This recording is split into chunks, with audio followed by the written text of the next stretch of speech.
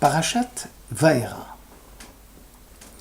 Enfin, j'ai entendu les gémissements des enfants d'Israël, asservis par les Égyptiens, et je me suis souvenu de mon alliance.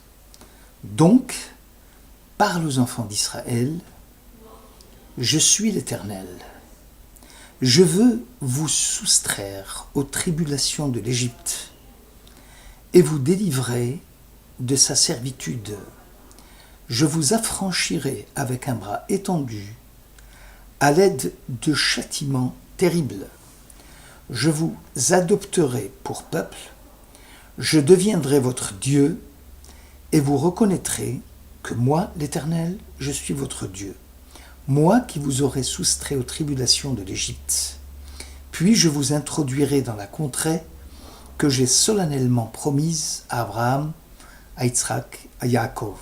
Je vous la donnerai comme possession héréditaire, moi l'Éternel. Exode chapitre 6. Le traité Brachot 81 dans le Yerushalmi rapporte que Rabbi Chia Hagadol et Rabbi Shimon ben Chalafta marchaient dans la colline d'Arbel. Ils virent alors l'aurore qui commençait à poindre. Rabbi Chia s'écria : telle sera la rédemption d'Israël. Au départ, le processus sera long. Puis, au fur et à mesure, les choses iront en s'accélérant. La section Vaera s'intéresse aux différentes étapes dans le processus de la délivrance du peuple d'Israël. Je veux vous soustraire aux tribulations. Je veux vous soustraire aux tribulations de l'Égypte. Ce qui signifie, je rendrai la pénibilité des travaux plus supportable sans encore les supprimer. Je veux vous délivrer de la servitude. Ici, la promesse concerne l'annulation totale de l'esclavage et des travaux forcés. Toutefois, vous serez encore assujettis au Pharaon. Je vous affranchirai avec un bras étendu. Ici, la délivrance physique sera totale et l'assujettissement sera banni complètement. Allusion directe aux 10 plaies et à la traversée de la mer Rouge. Je vous adopterai pour peuple et je deviendrai votre Dieu. Cela signifie qu'il y aura une rédemption spirituelle du peuple juif. Les différentes étapes de la délivrance avaient une finalité commune, celle de préparer le terrain et surtout les esprits des anciens esclaves en vue de la réception de la Torah et de la spiritualité. La métaphore utilisée ici est celle d'un malade du cœur qui, une fois opéré, va partir dans une maison de repos en vue de sa convalescence. Toute imprudence devra lui être interdite si l'on veut éviter au patient une rechute ou une aggravation de sa maladie. La sortie de l'état de Galout diaspora d'Égypte doit se faire progressivement, avec beaucoup de patience et sans précipiter les choses. Le peuple d'Israël, souvent, est qualifié de Hama Péziza, un peuple impulsif et irréfléchi. Et ce n'est pas seulement au moment de la révélation du Sinaï, au moment où ils ont dit Na'aseh v'nishma, nous accomplirons, puis nous comprendrons, mais même ici en Égypte, le peuple semble se comporter avec imprudence. Vaya amen ha'am veishma'u. Le peuple eut foi et compris. Les sages considèrent que cette imprudence est au contraire un compliment à l'adresse du peuple, qui est à la fois chevillé au corps et ne se préoccupe guère de la compréhension rationnelle des choses. D'ailleurs, Moïse, qui a osé en douter du sentiment de foi et de l'engagement des fils d'Israël, on fut châtié, dit le traité Shabbat 97. Nos sages se demandent pourquoi, à la veille de Pessah, lors du Seder, nous ne levons pas à la 5e coupe du vin en l'honneur de notre entrée en Terre Sainte. Conformément à la promesse, je vous introduirai dans la contrée que j'ai promise solennellement à Abraham, à Isaac et à Jacob, en se contentant uniquement de 4 coupes de vin. En réalité, l'affranchissement de l'esclavage égyptien prend fin avec la révélation du Sinaï. L'étape de la conquête d'Eretz Israël constituait une nouvelle phase indépendante des 4 premières. Ainsi, lors de l'Exode, lorsque les Bnei Israël vont quitter l'Égypte, ils n'auront connu que 4 paliers de la délivrance, puisqu'ils n'iront pas à la conquête d'Eretz Israël suite à la faute des explorateurs. Et ce sont leurs enfants qui traverseront le Jourdain pour entrer en Terre Sainte. Or HaChaim Akadosh explique que la conduite de l'entrée en Israël est conditionnée par Vidatem Kihani Hashem. Vous reconnaîtrez que je suis l'Éternel votre Dieu. Sans cette reconnaissance, point de terre promise. Or, comme le peuple n'y prêta pas attention aux paroles de Moïse et ne pouvait y croire dans sa délivrance prochaine, il en fut écarté de la possession. Khatam Sofer précise que l'entrée en Terre Sainte est reliée à la sortie d'Égypte et les 2 promesses sont conditionnées par « Vous reconnaîtrez que je suis l'Éternel ». Cela signifie que l'homme ne s'impressionne que quand il y a miracle. C'est par effet dont la cause échappe à la raison, qu'on attribue au surnaturel, que ce qui est entendu est extraordinaire, qui suscite l'admiration et l'étonnement. La graine mise dans le sol qui donne l'épi de blé a cessé d'être un miracle compte tenu de l'habitude qu'on a acquise par cet acte répété et qui est devenue une manière constante de voir les choses naturelles aussi. Par contre, parler de la résurrection des morts et de l'ouverture des tombes et du redressement des squelettes qui vont se recouvrir de chair, cela relève du miracle. Pourtant, le judaïsme considère que la résurrection des morts est de la même facture que la rosée qui imbibe le sol et qui le fait germer.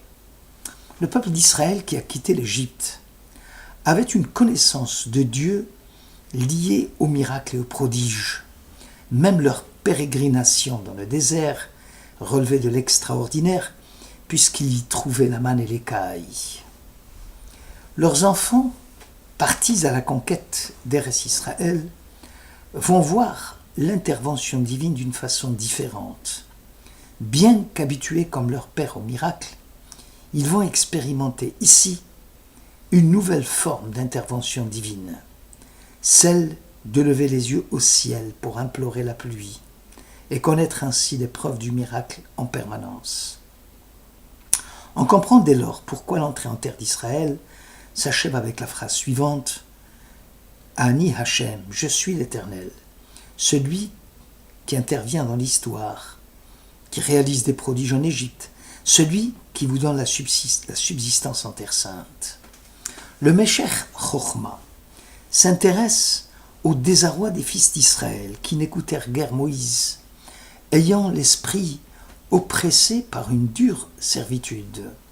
Celui dont la vie n'est que souffrance, dit le Meshech Chochma, au présent ne peut envisager d'accepter facilement les promesses d'un futur meilleur. Le mal vécu, les souffrances endurées, ne laissent pas de répit à la compréhension de l'autre. Seul un soulagement immédiat devient sa préoccupation première. Aussi, Dieu insiste auprès de Moïse et d'Aaron de faire quitter l'Égypte aux fils d'Israël, promesse à laquelle ils seront plus facilement attentionnés que celle de conquérir Eretz Israël. Ici, les esclaves des camps égyptiens, privés de volonté, contraints à accomplir des actes qu'ils réprouvent comme l'assassinat de leurs enfants, les condamnant à ne pas avoir assez lutté pour leur dignité ou montrer de la solitude pour l'autre. Pardes Yosef considère que les fils d'Israël ne pouvaient croire à la rédemption, tout simplement parce que le terme de la servitude n'était pas révolu. En fait, Dieu accélère le processus historique pour deux raisons essentielles. L'esprit des Hébreux était oppressé, ce qui veut dire l'assimilation totale guettait le peuple. Et le processus d'une destruction concernait ici la dimension psychologique et morale du peuple. Par une dure servitude, la rudesse des travaux forcés, la servitude nuit et jour, complétaient pour ainsi dire le terme de l'esclavage, où la démesure de la réalité dépassait l'entendement. Et on mesure ici l'état dans lequel on trouvait tous ces gens condamnés à survivre comme ils peuvent, habités par la mort. Le camp égyptien était un lieu tellement difficile où chacun se battait pour une cuillère de soupe, un peu d'eau ou manger. Cette lutte pour la survie engendre un non-désir de vivre, même pour les survivants. Le Ralbag, lui, attribue l'échec de la première mission de Moïse auprès des fils d'Israël au comportement irascible de Moïse, qui doute de lui-même et de la mission qui lui est confiée, l'esprit oppressé étant d'abord celui du prophète, puisqu'il est capable de dire à Dieu « Pourquoi fais-tu du mal à ce peuple ?» Or, l'une des qualités majeures du prophète, c'est la confiance absolue dans le succès de sa mission. Jonathan ben Uzziel attribue l'échec de Moïse à la difficulté des Hébreux à se séparer de la servitude des dieux étrangers, malgré les admonestations du prophète. « Voici que les fils d'Israël ne m'écoutent pas. Qu'en serait-il alors du Pharaon ?» disait Moïse à Dieu. Les Hébreux sont assimilés à la culture païenne. Or, Pharaon lui-même est une divinité. Dieu ici donne une leçon à Moïse. « Vois-tu, malgré les déviations païennes d'Israël, je m'empresse à les sauver. À ton tour de les supporter, car ce sont mes enfants. Combien même seront-ils dévoyés et rebelles ?» Cela nous amène à nous pencher sur un phénomène totalitaire soulevé par la philosophe juive Hannah Arendt en 1906, qui a survécu à la Shoah et qui en 1951 a publié un ouvrage où elle essaie de comprendre les origines du totalitarisme, qu'il soit d'ordre biblique, comme le Pharaon, ou contemporain, Hitler. Elle écrit « Les régimes totalitaires commandent en s'appuyant sur des masses. Ils n'auraient pu maintenir leur autorité sur de vastes populations s'ils n'avaient bénéficié de la confiance des masses. Pharaon comme Hitler s'appuie sur des vastes couches de gens neutres et indifférents et qui parfois deviennent complices de meurtres uniquement à cause du conformisme par rapport à l'ensemble du groupe. Deuxièmement, les régimes totalitaires inventent une conspiration juive mondiale, Pharaon Hitler. Cette idée moderne se fonde sur des rapports internationaux d'interdépendance existant au sein d'un peuple dispersé à travers le monde entier. À l'époque du Pharaon, la conspiration juive était au centre de la propagande pharaonique. Le rejet du juif ne se limitait plus à une simple opinion, mais il atteint l'individu comme le groupe auquel il appartient dans son existence personnelle. L'anti-hébraïsme, comme l'antisémitisme, se pose comme problème et comme principe d'autodéfinition. Les régimes totalitaires, écrit Hannah Arendt, comme la tyrannie, ne peuvent pas exister sans détruire le domaine public de la vie, en isolant les hommes, en détruisant les hommes, leurs capacités politiques. Ils détruisent aussi leur vie privée. Les durs travaux d'Égypte avaient pour finalité d'éliminer physiquement les Hébreux, de les affaiblir pour qu'il n'y ait plus de procréation possible. Le système nazi avait aussi les mêmes buts. La fabrication technique et systématique des cadavres est précédée par une véritable entreprise de cadavres vivants. Soulignons 3 dimensions de cette négation de l'homme. Une première attitude, écrit Hannah Arendt, consiste à tuer en l'homme la personne juridique.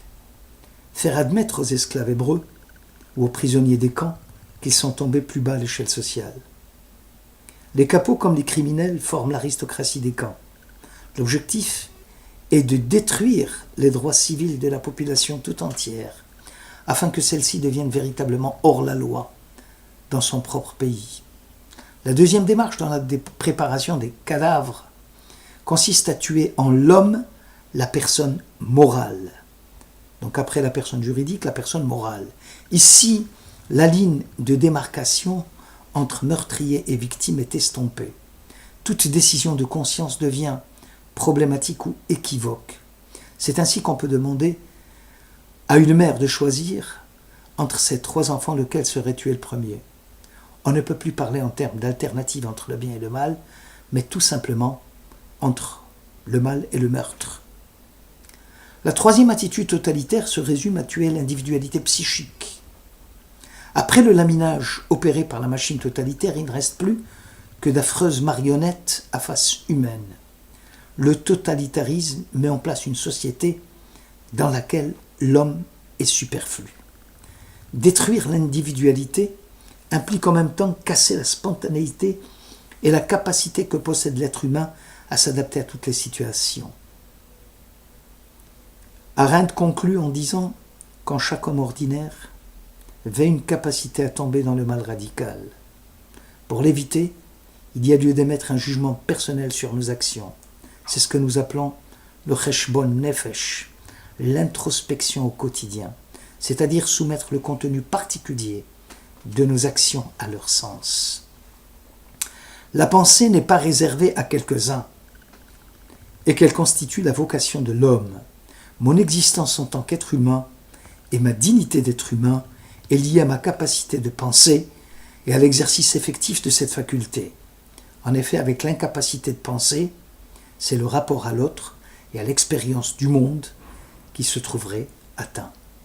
Merci de votre écoute.